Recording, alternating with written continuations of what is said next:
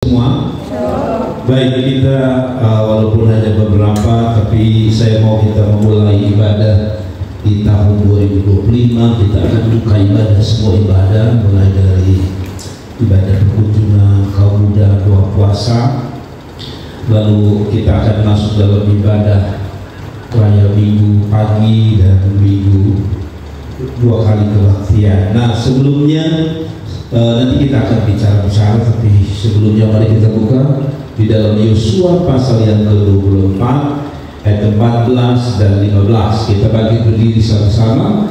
Yosua 24 ayat 14. Nanti saya baca, Bapak Ibu baca ayat 14, saya baca ayat 15. Semua berdiri, kita baca sama-sama. Ayat 14, Yosua 24 ayat 15, yang sudah dapat katakan amin. Amin. Baik, kita baca sama-sama. 1, 2, 3. Ayo. Oleh sebab itu, takutlah Tuhan dan beribadahlah kepadanya dengan tulus, ikhlas dan setia.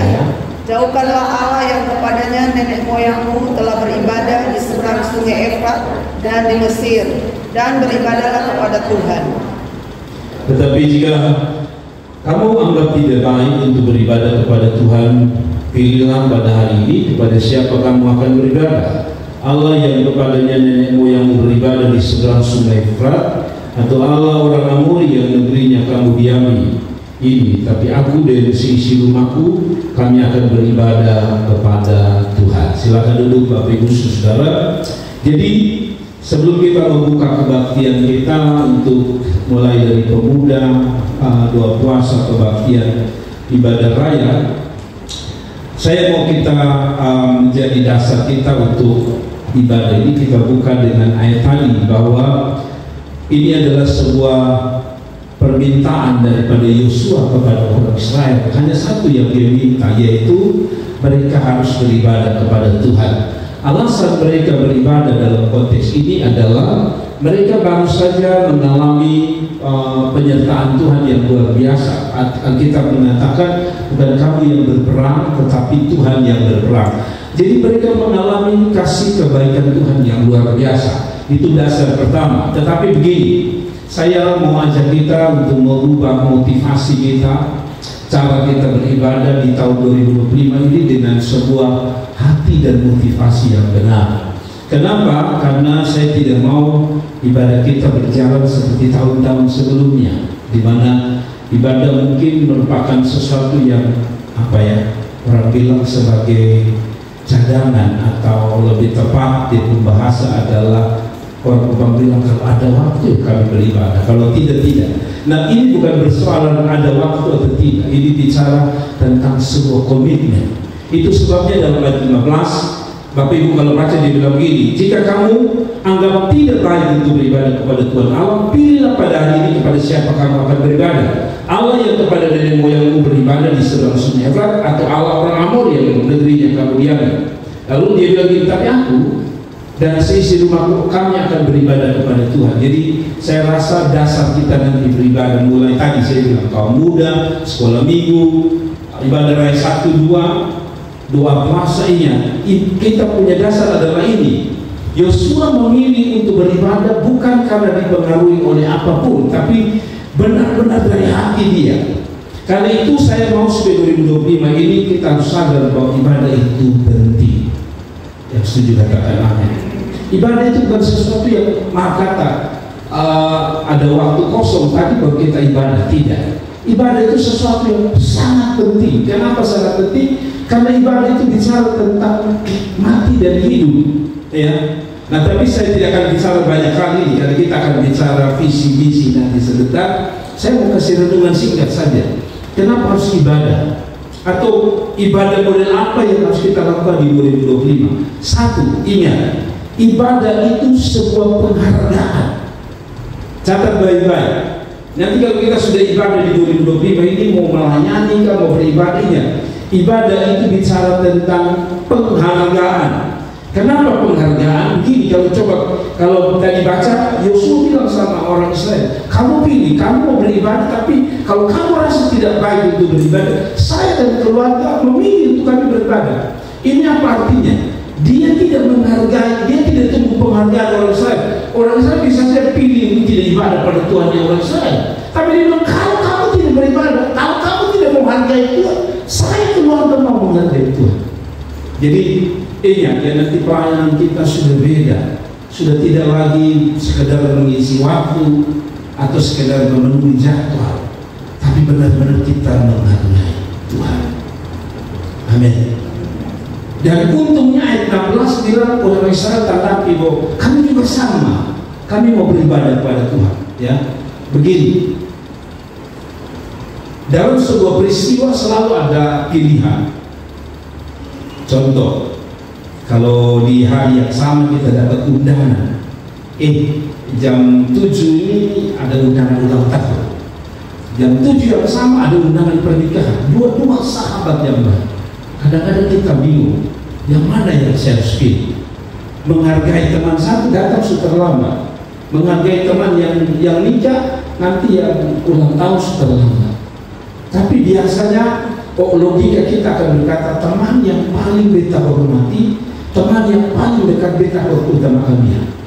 Nah, demikian ibadah. Ibadah itu bicara tentang penghargaan. Kalau kita menghargai manusia saja, pasti kita pergi untuk dia. Apalagi kalau kita menghargai Tuhan. Jadi tahu di hati, di pikiran kita, ibadah itu adalah penghargaan pada Tuhan. Yang sudah dikatakan amin. Nah, yang kedua, ibadah itu bicara tentang pengorbanan. Jadi kalau saudara dan saya mau di 2025 ini dengan ibadah yang berkenan, ibadah itu satu adalah ibadah penghargaan. Waktu orang Israel disuruh lu menghargai dewanya orang Amoni atau lu menghargai Tuhan Allah, mereka bilang kami mau menghargai Tuhan Allah, yaitu Yehova. Yang kedua, ingat ibadah itu adalah apa? Pengorbanan. Yang namanya ibadah itu pengorbanan. Apa yang dikorbankan? Zaman dahulu ibadah itu bagi kita nyanyi, tepuk tangan, mungkin ada tapi jarang. Lebih banyak persembahan korban. Jadi lembu sapi dikorbankan, domba dikorbankan. Kalau orang susah, mereka tidak bisa beli lembu yang mahal, sapi, kerbau misalnya, atau apapun persembahan binatang pada zaman itu, maka mereka akan kasih yang paling murah, yaitu merpati. Tidak ada ibadahnya orang Israel tanpa pengorbanan. Nah, apa artinya? Kita akan menjadi orang yang setia dengan Tuhan beribadah kalau kita sadar yang pertama penghargaan pada Tuhan, kedua pengorbanan. Zaman dulu itu orang Israel akan jalan ratusan kilo untuk datang hanya mau kasih korban. Nah, aplikasi untuk kita hari ini adalah apa yang kita korban? Satu, kita korban waktu. Ya, tadi jadi baru saja pulang, dia sudah mulai coba-coba kerja, walaupun hanya cari nasabah. Dia baru saja baring sebentar, saya bangun tadi, ayah bangun ibadah. Saya tahu dia badan berat sekali karena capek. Lalu saya lihat dia kayaknya raba-raba di kepala sakit. Saya tidak bangun, kita ibadah, korban. Ya, kadang-kadang dan Tuhan itu butuh korban. Ya, ketika pulang baru mau pulang dari kapan, tiba-tiba ada WA dari jemaat itu, apa? Habis dimulai bilang, Bapak kita ibadah, oke kita ibadah.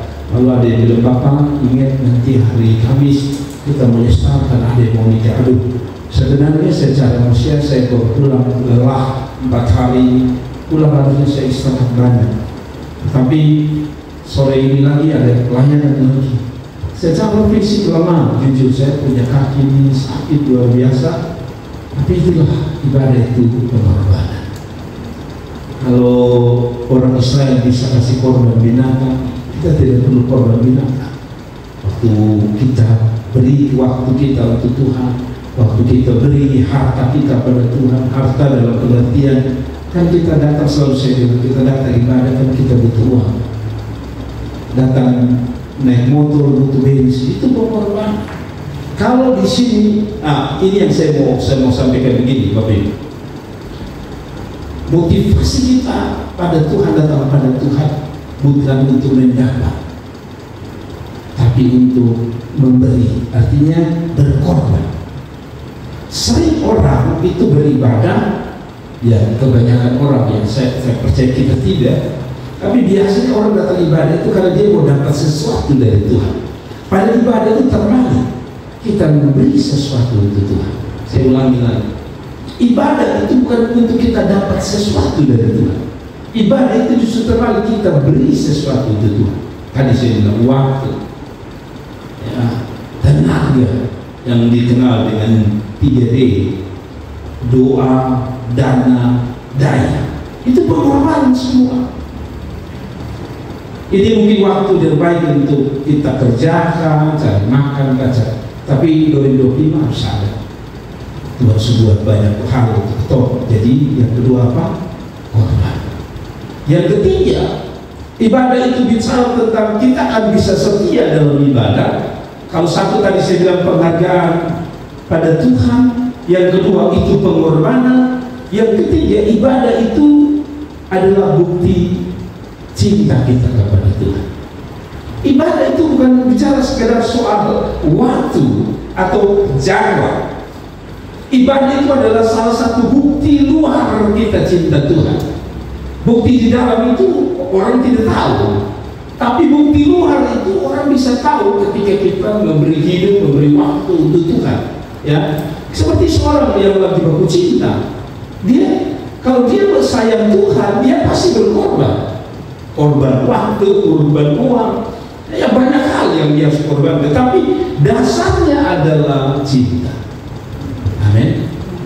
Kita beribadah memang akhirnya Tuhan akan berberkat. Janji Tuhan juga bahwa kalau kamu berberkat ibadah, maka roti makananmu diberkati. Tapi sekarang lagi ibadah itu intinya bukan di situ. Ibadah itu bicara tentang yang ketiga, itu dasar kita pun cinta. Amin. Ibadah itu kan pertemuan kita dengan Tuhan, itu di bahasa sederhana. Jadi kalau orang lagi mau cinta, biasanya dia mau ketemu terus. Jadi ibadah di 2025 ini dasar kita adalah karena kita sayang Tuhan. Amen. Katanya kalau orang lagi mau cinta itu jatuh cinta itu bisa dikenal sekarang. Nah, ketika kita beribadah kita masih mengukurnya dengan waktu, kemungkinan kita bukan orang yang mencintai. Biasanya cinta itu kalau saya mau sejarkan dikata suka. Kita punya apa ya? Kesukaan masing-masing. Saya suka kalau Senin itu karena pray setelah Jumat, Sabtu, Minggu. Pelayanan Senin itu kita pakai untuk santai di kamar. Jadi kita hanya satu, yaitu selesai doa kita buka film yang satu film yang kita suka, film sedih-sedih yang menginspirasi dan cerita orang susah yang akhirnya dia bertahan hidup, berjuang, lalu jadi sesuatu cerita yang berakhir luar biasa. Itu satu. Kedua, kita suka itu film-film yang berhubungan dengan penindasan negro. Bagaimana mereka ditindas luar biasa, mereka benar-benar menderita. Tetapi di antara itu ada saja cerita-cerita yang menginspirasi dari cerita mereka. Tapi intinya adalah biasanya diselipi cerita-cerita mengenai cinta juga.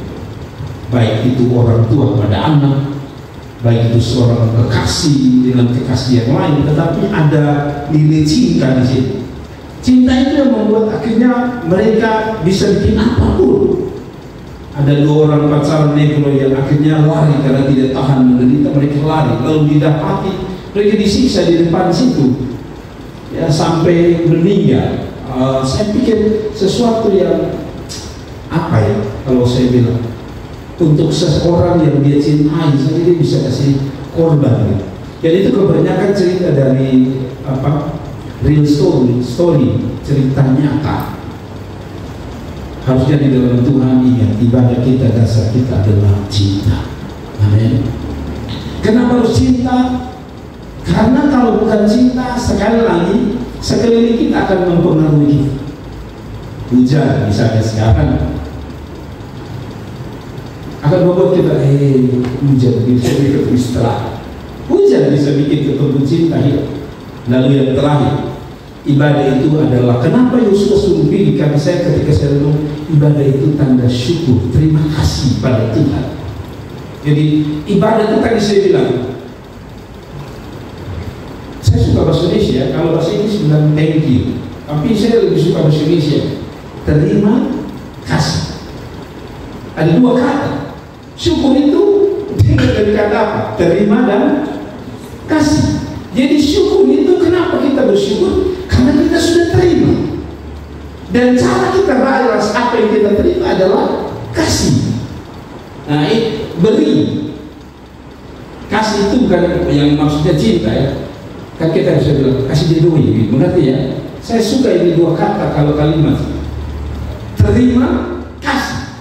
Terima kasih. Jadi kalau saya bikin arti saya orang yang suka beribadah dan orang yang tahu bahwa dia sudah terima banyak dari Tuhan dan dia harus kasih untuk Tuhan. Apa itu? Waktunya, talentanya, hidupnya, pekerjaannya, semua yang dia punya, dia kasih untuk Tuhan.